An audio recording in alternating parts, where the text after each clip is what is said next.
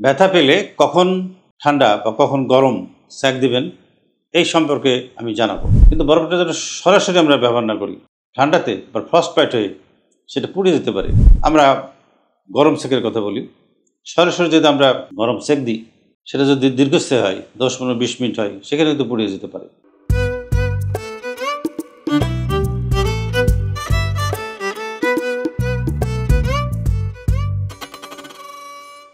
আসসালামু আলাইকুম।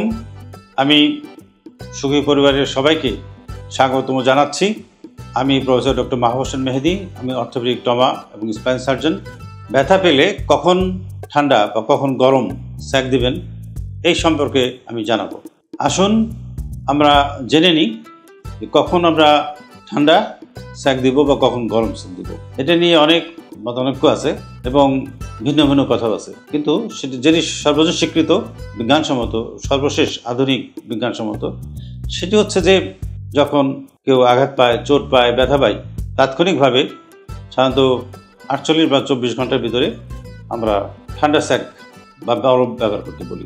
আর যদি এটা দীর্ঘমেয়াদী হয় বা 72 ঘন্টার পরে হয় বা দীর্ঘদিন থাকে, সেক্ষেত্রে আমরা গরম সেঁক দিতে বলি।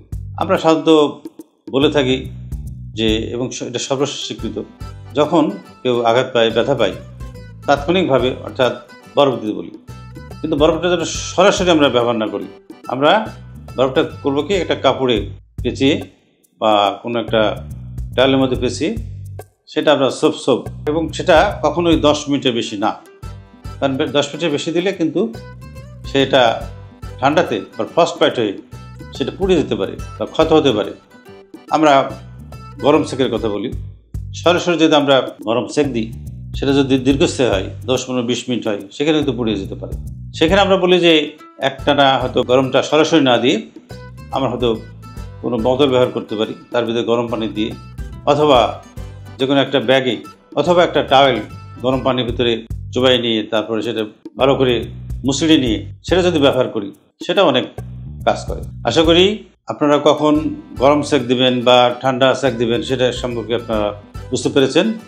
আরও কোনো তথ্য জানতে আমাদের মতো বিশেষজ্ঞ পরামর্শ আপনারা পেতে পারেন।